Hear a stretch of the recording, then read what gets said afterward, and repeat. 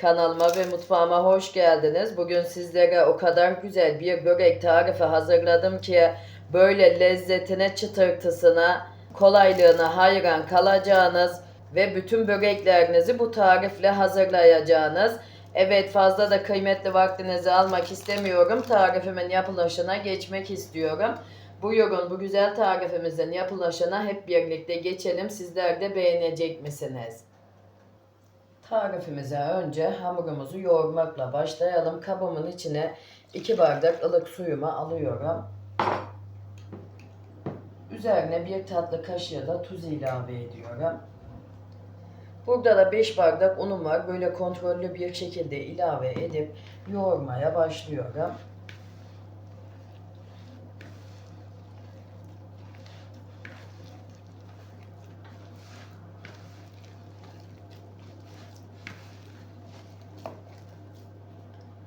Biraz daha un ilave ediyorum.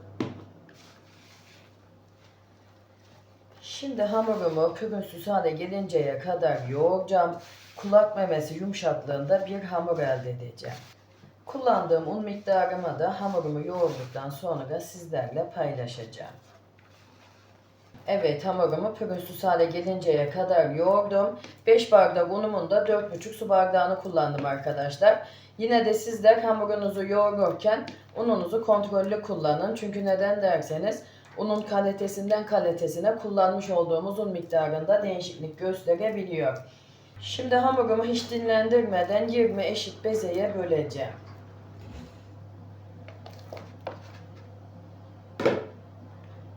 Biraz masamın üzerine un alıyorum. Hemen şöyle hamurumun da kıvamını göstereyim arkadaşlar, bezelerimi almadan önce. Hamurumuzun yumuşaklığı bu kıvamda olacak. Yani çok ele yapışır bir hamur elde etmemeliyiz. Şimdi yumurta büyüklüğünde bir parça böldüm hamurumdan ve hemen bezemi oluşturuyorum. Ve kabımın içine alıyorum. Yine yumurta büyüklüğünde bir parça aldım ve bezemi oluşturuyorum. Yine hamurumdan yumurta büyüklüğünde bir parça aldım ve avucumun içinde yuvarlayıp bezemi oluşturuyorum.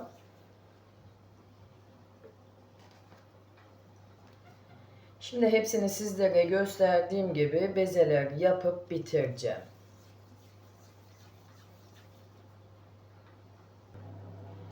Bezelerimin hepsini yapıp bitirdim. Şimdi ağzını kapatacağım ve 10-15 dakika dinlendireceğim. Evet, hamurum dinlendi. Şimdi hepsini servis tabağı büyüklüğünde açacağım.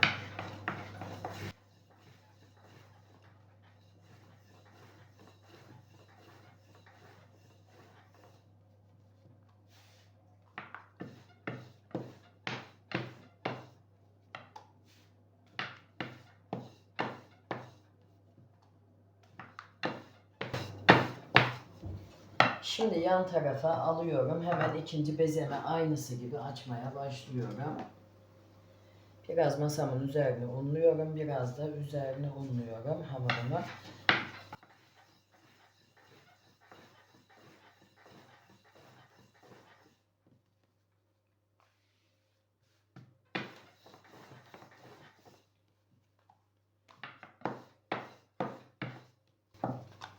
Yine yan tarafa alıyorum. Şimdi hepsini sizlere gösterdiğim büyüklükte açıp sonlandıracağım. Evet, bütün bezelerimi açıp bitirdim. Şimdi onarlı olacak şekilde 2 grup haline getireceğim açmış olduğum hamurlarımı her katını yağlayarak. Gördüğünüz gibi 1 yemek kaşığı yağ ilave ettim ve her tarafına gelecek şekilde dağıtıyorum.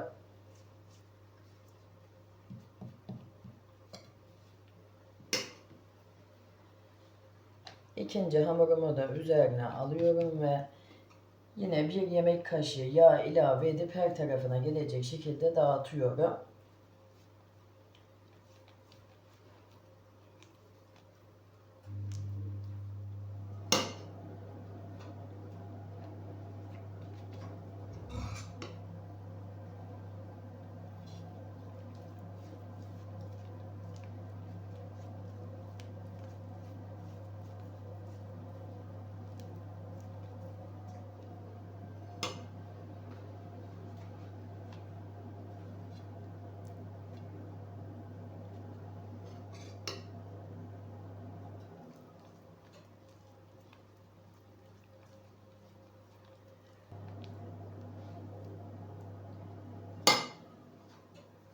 Hemen 10. hamurumu da üzerine alıyorum ve yağlıyorum.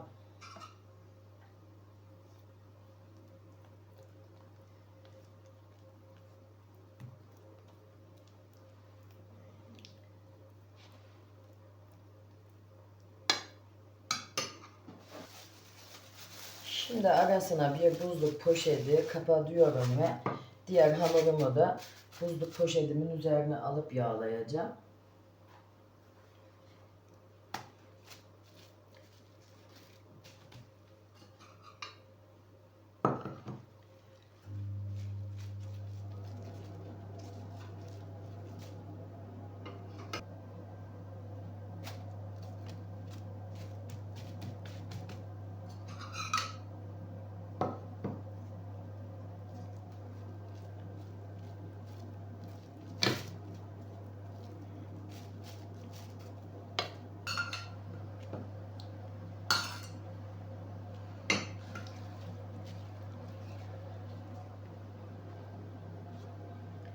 Evet, ikinci grup hamurumun da her katını yağlayıp hazırladım. Şimdi üzerine bir tane daha buzluk poşeti kapatacağım ve buzdolabımın alt kısmında 45 dakika dinlendireceğim. Hamurumuz dinlenirken biz de iç harcımızı hazırlayalım. Evet, iç harcım için bütün malzemelerim burada. Yarım kilo ıspanağım vardı arkadaşlar. Ispanağımı doğradım ve temiz olacak şekilde yıkadım. 2 tane de büyük boy soğanımı robotumun içine aldım. İnce olacak şekilde doğradım. Eğer sizlerin robotu yoksa elinizde de doğrayabilirsiniz soğanınızı. Şimdi üzerine bir çay bardağı sıvı yağ ilave ediyorum. Hemen bunu da belirteyim. Ben iç harcımı bu şekilde hazırlıyorum ama eğer sizler soğanınızı çiğ kullanmak istemiyorsanız vermiş olduğum yağ ölçüsüyle soğanınızı kavurup salça da kullanmak istiyorsanız bir yemek kaşığı da salça ilave edip kullanabilirsiniz. Ben salça kullanmıyorum. Üzerine 100 gram da beyaz peynir ilave ettim. 1 tatlı kaşığı pul biber, 1 tatlı kaşığı tuz, 1 çay kaşığı da karabiber ilave ettim baharat olarak. Şimdi iç harcımı karıştıracağım. Evet, gördüğünüz gibi iç harcımı yeterince karıştırdım ve şimdi kenara alıyorum. Hamurum da dinlendi. Böreğimizi hazırlayalım. Hemen böyle poşetimi açıyorum. Birinci kat hamurumu alıyorum.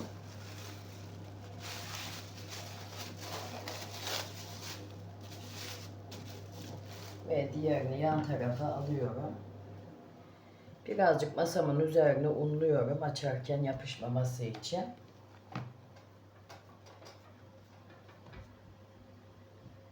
Biraz da üzerine un alıyorum arkadaşlar oklavama yapışmaması için. Şimdi dikdörtgen açacağım hamurumu.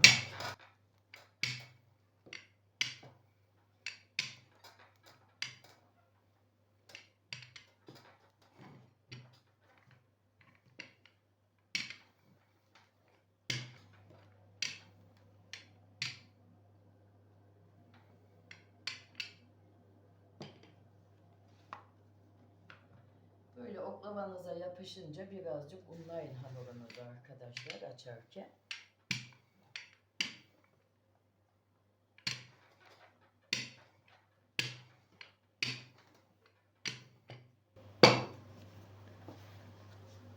Yine hamurumu bu şekilde döndürüyorum. Ve yine hiç düzenini bozmadan açıyorum.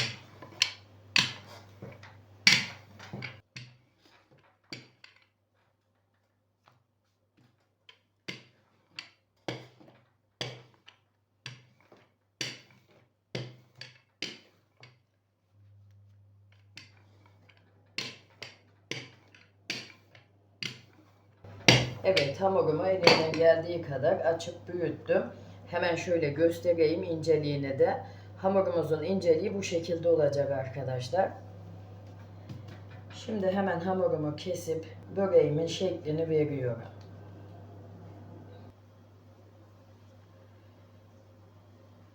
Böyle bu şekilde hamurumu kesiyorum.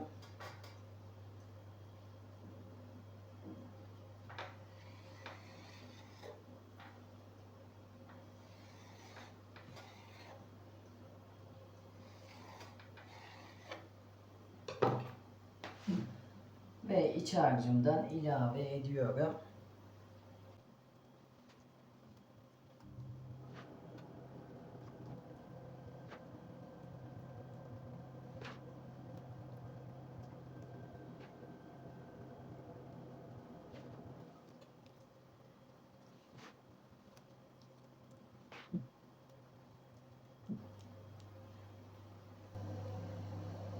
Şimdi hemen böyle şeklini vermeye başlıyorum. Gördüğünüz gibi bir kat içe doğru aldım. Hemen diğer ucunu da üzerine alıyorum bu şekilde. Ve yağlı kağıt sermiş olduğum tepsimin içine alıyorum. Yine bu şekilde bir kat içine alıyorum hamurumu. Sonra diğer tarafını da üzerine alıyorum. Ve yine tepsimin içine alıyorum.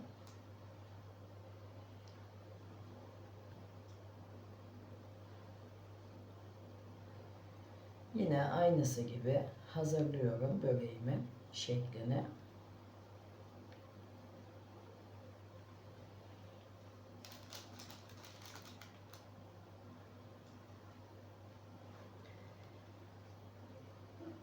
Hemen bir tane daha göstermek istiyorum.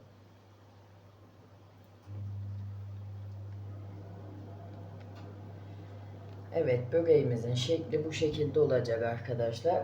Şimdi hepsini sizlere gösterdiğim gibi hazırlayıp tepsimin içine alacağım ve diğer hamurumu da yine sizlere gösterdiğim gibi açıp bu şekilde hazırlayacağım. Evet, böreğimi hazırlayıp bitirdim arkadaşlar. Şimdi kalan yağımı hepsinin üzerine eşit olacak şekilde ilave ediyorum.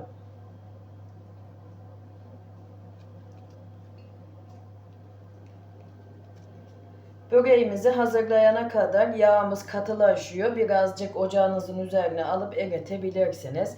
Zaten hemen böyle 1 dakika bile olmadan yağımız eriyor. Katılaşınca yağımızı böyle üzerine kolayca süremeyiz. Bu nedenle de birazcık erimesi lazım.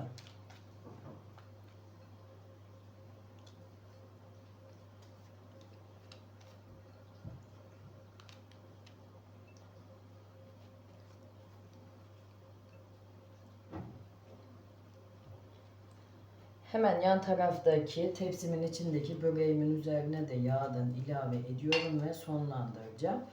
Bu arada dolu dolu 2 tepsi böreğim çıktı arkadaşlar. Bunu da belirtmiş olayım. Şimdi böreğimi alt üst fan ayarlı 190 derece önceden ısıtılmış fırınıma katıp yaklaşık yarım saat kadar pişireceğim. Altı üstü kızarana kadar. Yine de sizler kontrollü pişirin. Çünkü neden derseniz fırından fırına pişirme süresinde değişiklik gösterebiliyor. Evet, böreğim pişti. Şimdi ilk sıcaklığıyla birlikte iç dokusunu sizlerle paylaşmak istiyorum. Hemen böyle altına da göstereyim.